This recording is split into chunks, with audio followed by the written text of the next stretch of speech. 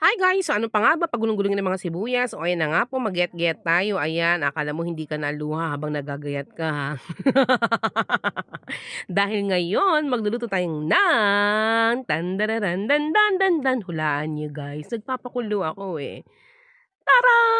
Chicken pastil. So pagkatapos ng pakuluan, himay-himayin, tapos ayan, ganyan lang siya. Himayin mo ng himayin ng himayin, o 'di ba, tiyaga-tiyaga lang po 'yan guys, masarap siya actually.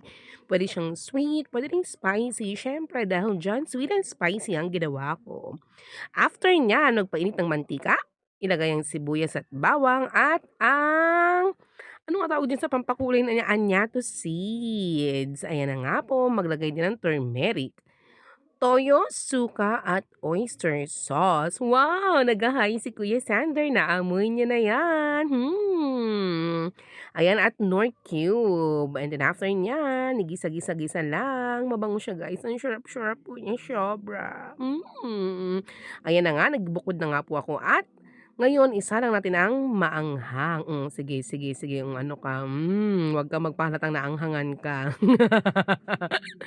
Ayan na nga po. O 'di ba, 'yan ang matamis, sweet, at ito naman ang spicy chicken pastil. Tikman mo na!